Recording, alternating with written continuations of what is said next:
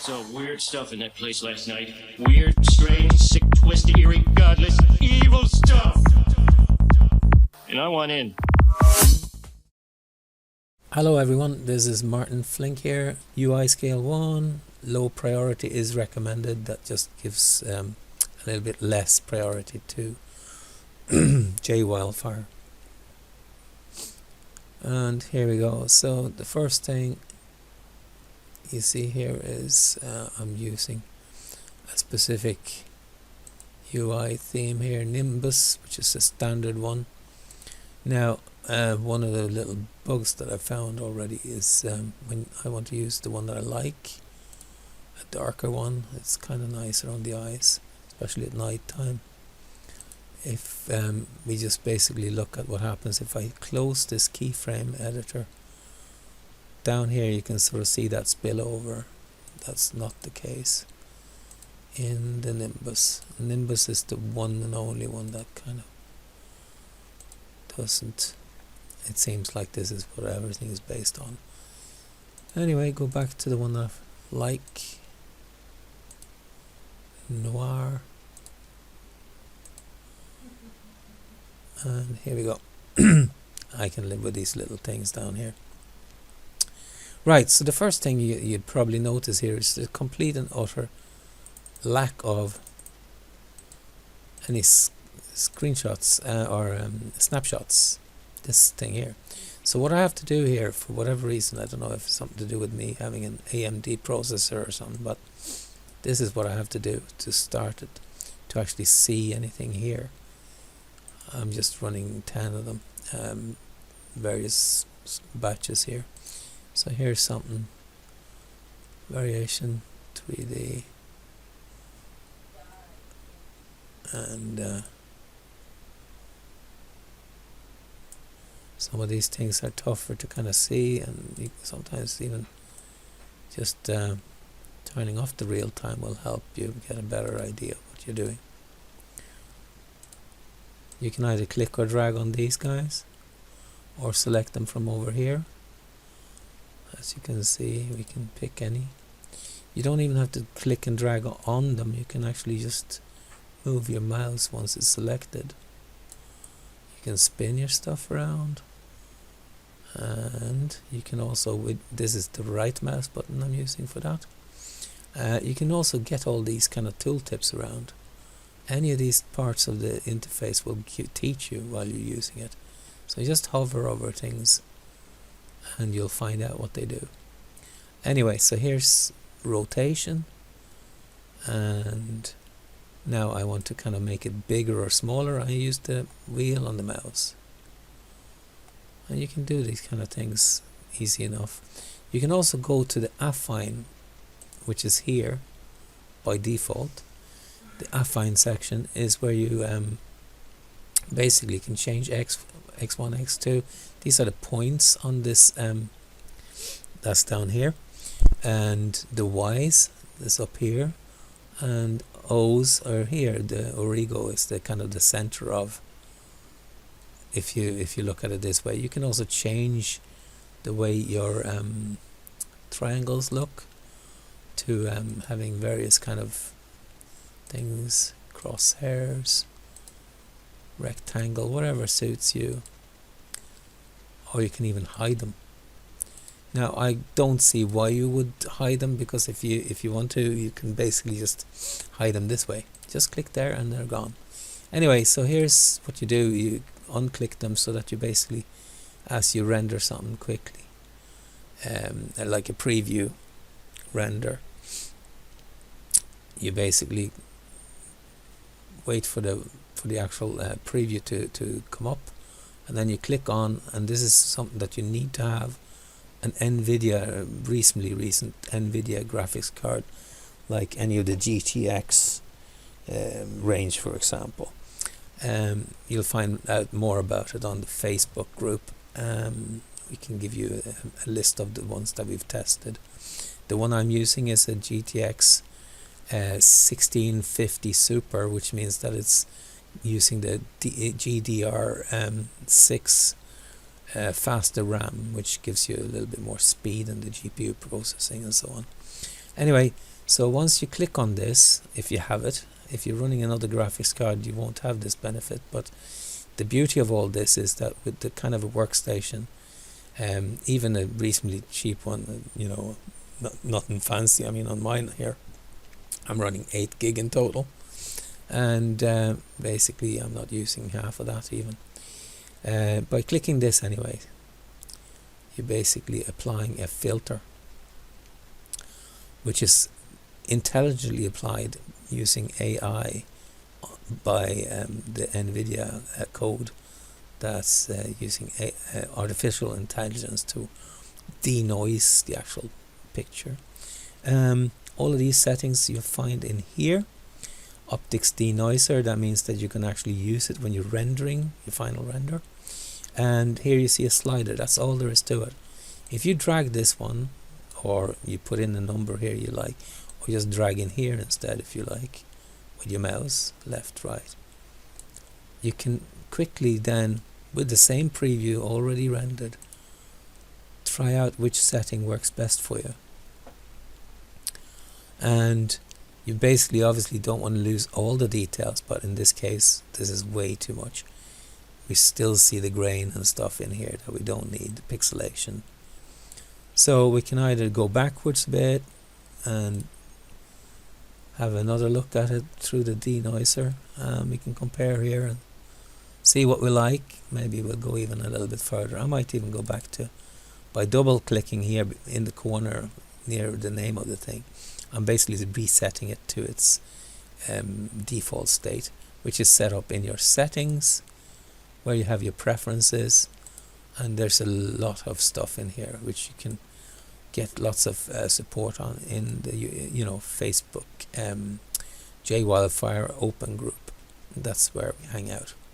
Anyway, things like where you're putting stuff, like various paths and stuff for your various things, and other settings that are very important for your benefits of maybe speed and so on, depending on the kind of hardware you're using.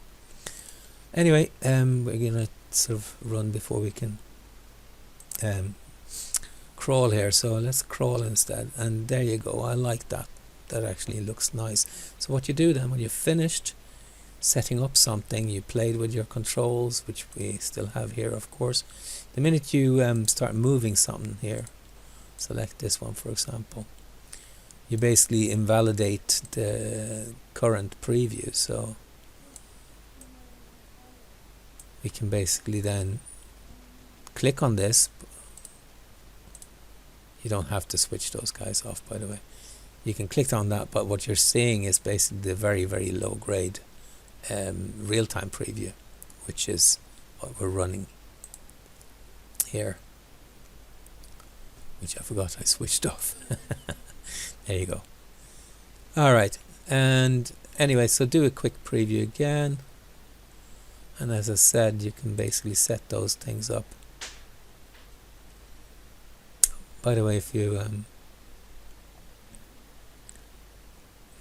in the middle of an actual render, you can see a cancel render up here where it says render. Now we're gonna just have a quick look at preferences here, and I can show you frames per second. That's an important one if you want to use 30 frames a second, or maybe even 60 if you kind of have some beefy machine. What I was thinking about here was, where is it? Preview quality. There you go. Tina render preview quality. I'm running that at 25. This is the same quality I'm actually going to render the thing out at. This is a very low number. People are used to working this at 8,800 to like thousands.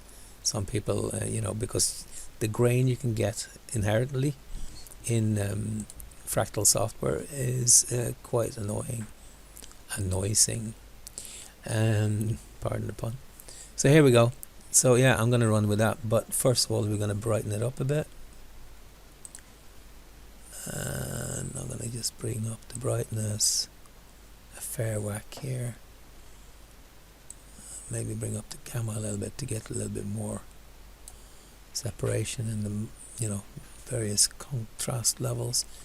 You can also change your gamma threshold to kind of change how much becomes black rather than pixelated, small little pixel bits and so on. But that's what the denoiser does anyway, so we don't need to worry about that. Vibrance is how colorful things are. You can bring that all the way down and you'll have, you know, a much less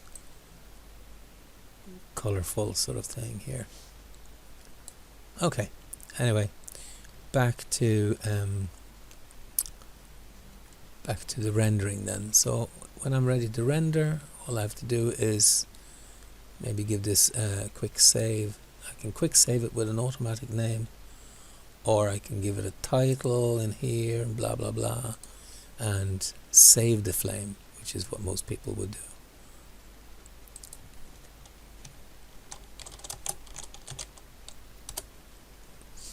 Okay, so render, and then we have to specify where we're going to render it to. I'm going to say version 6 beta, so I'll call it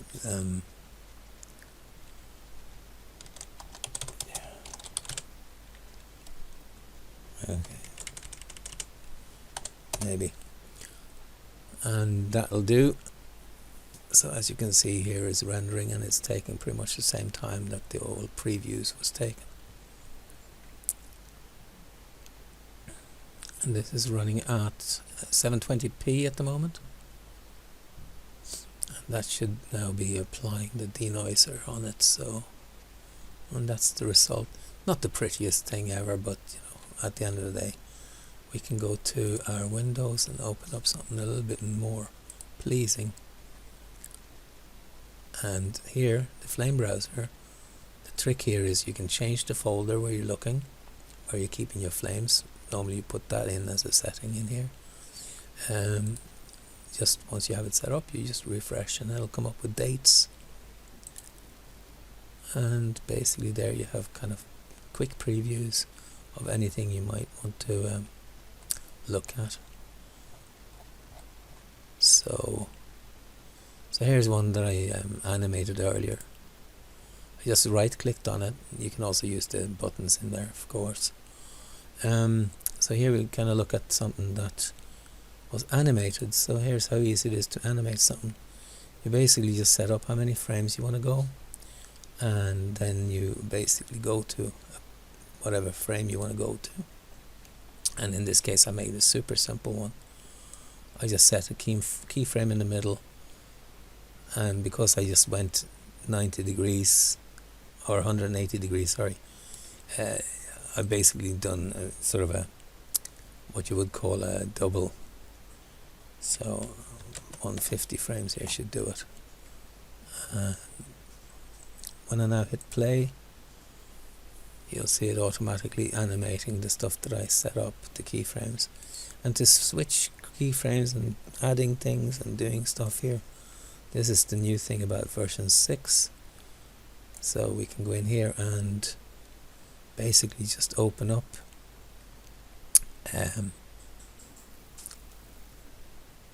whatever controls we want here, and just go and change something there.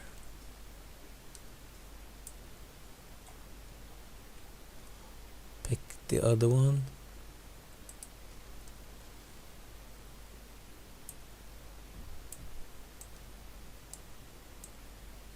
Do something with it, like, you know, this is not particularly good for this particular setup, but we can do something like that, say.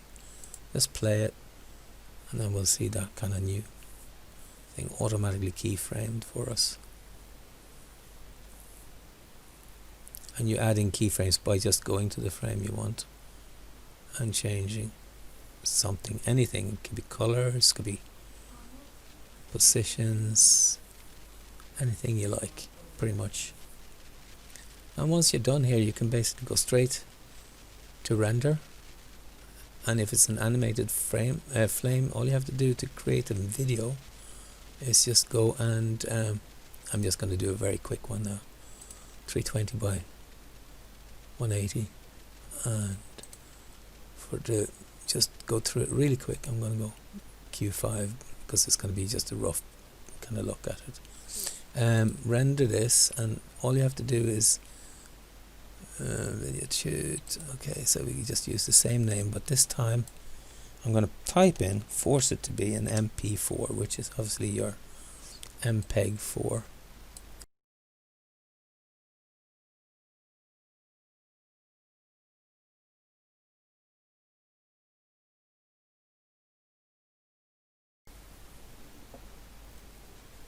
Right, there you go, finished. And obviously, as I said, is only 320p. Oh, sorry, 180p. So it's 320 by 180. So it's super small, and bigger stuff would take obviously a lot longer. I was rendering this out at 720p earlier, and it took me about an hour and a half, just over. And that was at a higher quality as well, obviously at 25, which is perfectly fine. So that's pretty much it for now, and thanks for coming along. And as I said, we're going to be looking at things like speeds and how long it takes to apply the filtering. Now, the various amounts of different variations, as we call them, and transforms will also slow down or speed up depending on how simple or involved they are. Now this one, as you can see, is quite elaborate, and as you can see, a denoise on that one, if I was creating a picture like that at say full HD,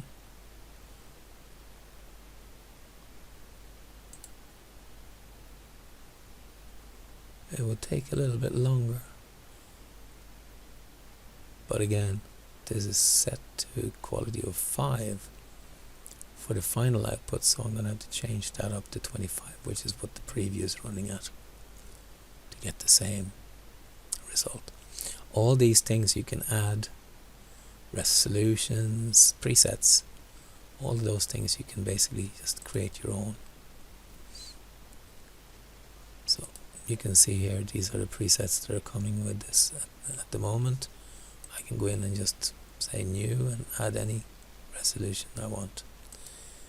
And it's unlimited, because if you make something humongous and you want to have a side of a building printed out on canvas or something, who knows, it's all possible because we have different modules in here, and the one for that kind of job would be the quilt renderer, where you basically say what quality you want, blah blah blah, all this kind of stuff. And again, you basically take a frame from the editor, and the render size could be anything you like, and basically the machine will then or the software will then strip it down into a sort of a jigsaw of smaller patches that it can fit in the RAM you have available, and then stitch it together at the end. So that's it, and you have like there a couple of different presets here and so on. There you go. Also, for those that are working with lots of animation and stuff, you obviously want to know that you can do batch rendering, and here's a matter of just adding files, and you can go in here and pick up a bunch of flames. These are flame files, by the way, the actual recipes that we're using to create this magic. This is all going way further than we need to, but I just wanted to show you a final render here while we're at it. Quality 25. Like, if you wanted to see what we're talking about here for the normal day-to-day, like the way it comes, the system, you have a medium quality that runs at 800. The quality is basically the amount of iterations and so on that you run, kind of thing, with this. Ultra high is 5000. So this is what people using, JWildfire are used to using. But these days, if you have a graphics card, even a cheap one, the GTX 730, I think even one of our members are using, which is a reasonably old kind of card which doesn't have a lot of RAM on it or anything like that. You can pick one up for probably less than $100, or quite a lot less even. But yeah, the point is, this is kind of accessible for pretty much anyone. Right, so I'm going to stop there and just render this out. And we're going to go and call this one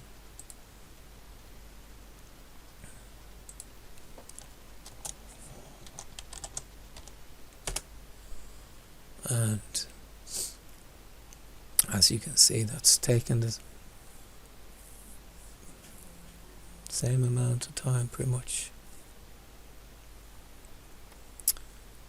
as the preview was. We'll see up here, by the way, when it's finished.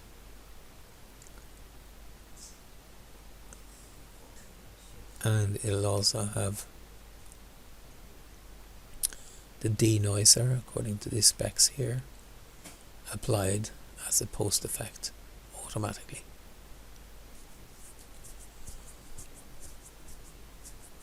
So JWildfire, as far as fractal design and even, you know, huge prints, production, all that kind of stuff, it's an ideal tool. Not only is it an ideal tool, it's also a free tool. Hail to Andreas for being such a demigod of coding. There you go, that's the final little render that I just wanted to show you. And I hope you enjoyed the quick tour. But at this point I'm going to say bye bye, take it easy, and I hope to see you soon in our Facebook group called JWildfire Open Group. Thanks, bye bye. I saw weird stuff in that place last night. Weird, strange, sick, twisted, eerie, godless, evil stuff. And I want in.